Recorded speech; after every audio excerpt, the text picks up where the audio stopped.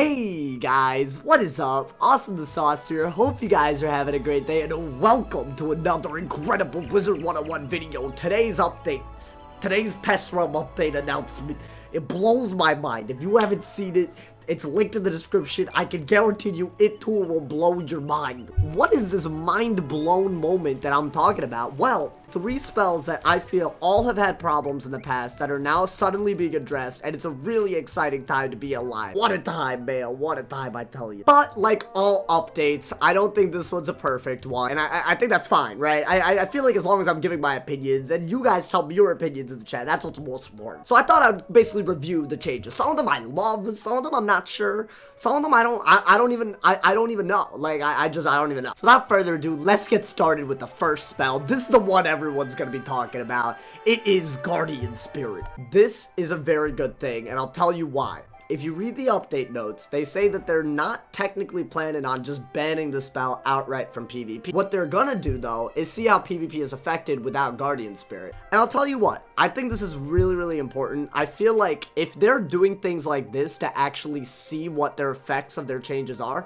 that shows that they're gonna be looking at PvP more closely in future updates. So already, I'm actually liking it. Now, let's focus on maybe why this might not be the greatest change. In my opinion, if it were completely up to me, if I wanted everyone to think the way I do, I have no problem with this change. I don't think Guardian Spirit should be a spell in PvP. I don't want to speak for just myself here. I want to think about what maybe other people are thinking about when it comes to Guardian Spirit. The thing about Guardian Spirit is that if it's not abused, it can actually be a very technically good spell. There are certain situations where this is actually a game changer, and it's not because of broken mechanics.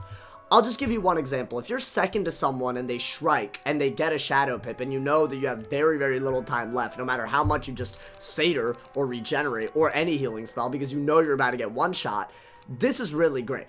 What Guardian Spirit really should be is an anti-one-shot kind of spell, and I think it's great that Life has it, which is why I've never proposed straight up banning it. I've always proposed removing the effect of critical, removing the effect of healing, maybe capping it, that kind of stuff. That's where I've always been, even though I don't see a problem with it. Now, here's something that I will say that I really do hope stays with Guardian Spirit. It looks like whatever change they made for all the Guardian Spirit spells that all the Life Wizards have, they also put it on all the item cards, and this needs to be a thing that stays.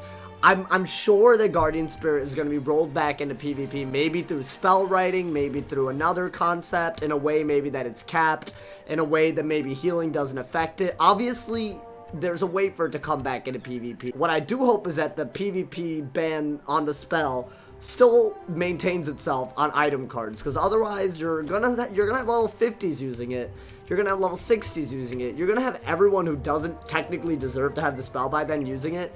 And I think that's just really bad. So in that way, I think this is a very good part of this update. Guardian Spirit, it's an issue that a lot of people don't agree on.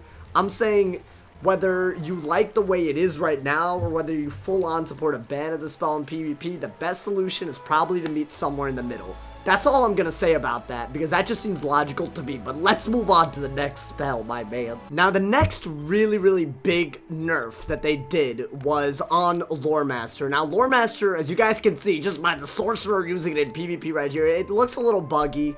But the idea behind it is basically they've nerfed every single part of it down. So basically what they've done is something, it's quite a big nerf. So now basically Lore does 235 damage to 315 damage. Now if you guys are bad with math like me, that's about 150 damage balance nerf. Also, the weakness is now minus 15. The accuracy debuff is now minus 25. It's bugged in the game, but that's what the card is going to be looking like. Now, in my opinion, whenever you look at whether a card should be doing the amount of damage that it does, you should always look at, one, what it does. Are there drawbacks to using it? And if there are drawbacks to using it, does that reflect on the damage? Balance is really, really easy when it comes to these things. All you gotta do is look at Judgment. That should be around where all the spells are. It should be around 100 per pip, and the more things you add to the spell, it should do less than 100 per pip. The way Loremaster used to be is that it used to do more than 100 per pip along with the mantle and along with the weakness. If anybody in their right mind thought that it was a balanced spell damage-wise, I'm sorry, but you're literally just wrong. Lore spammers should not be rewarded for their behavior. A lot of them, especially at low level where you can't get accuracy that easily, just spam it over and over again. All you need is a Maycast Infile Pet, triple damage. You just spam it. That is it. That is all you do. You click on that one spell and then you win just off of fizzling. It got to the point where it's ridiculous. In fact, there's an entire meta against lore spammers at max where everyone has balanced ward pets. If you think everyone has balanced ward pets because of anything except Loremaster, you're wrong. And you know what? I'm looking forward potentially to seeing fewer balanced ward pets just because lore is nerfed. I honestly think damage-wise, lore should be a lot lower. But now let's look at the actual numbers now, right? I mean, before it was already more than 100 per pip. Now, you're looking at something a little lower, right? You're looking at something closer to like 75 damage per pip. So why is it so low? It's because you get a weakness and you get a mantle. I've always been a fan of lowering the mantle, and I've always been a fan of lowering the weakness, and honestly, at lower levels, it actually makes sense to have the damage reduction. I guess my only real solution, my only response to this is maybe to make it so that this is one of those spells that gets slightly more powerful as you level up. Now, this is a strange solution, but it's the only solution that I could actually see in the game that it already exists, you know? So hear me out on this.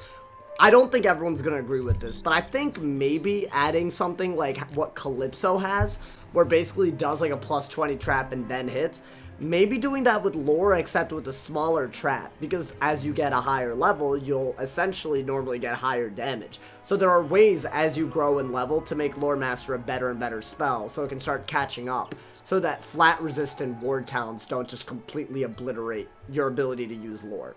All I'm saying is this nerf is a really good nerf for low levels.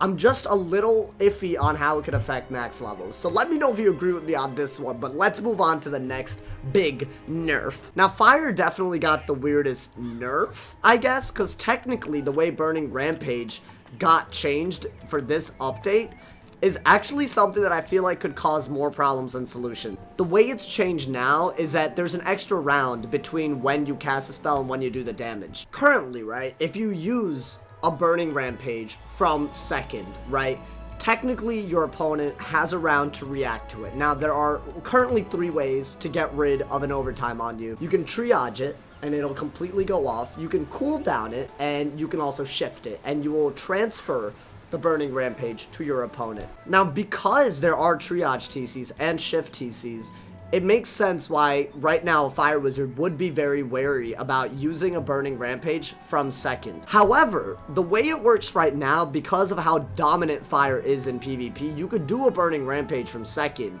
and they still won't shift or triage it, because now, if they do that, then they don't shield that turn, right? So they're open for a hit. So now, by giving 2 more turns to react to it, they can choose the second round to triage and the first round to shield, or do it the other way by basically predicting what their opponent's going to do. So that's actually a really good change. If you think about it, you're actually trying to get in the mind of whoever you're going against, so you know whether they're going to try to hit, whether they're trying to, like, you know, trap, you can basically try to guess what they're going to do and react accordingly. That's a really, really big deal. Now, let's say that you use it from first. For you to actually use Burning Rampage in the same way it used to be before, the only possible way to do that now is to use Detonate, and that's actually really exciting to me, because you still get the very powerful Burning Rampage that we all know and love right now, but now it's for 9 pips instead of 5 pips.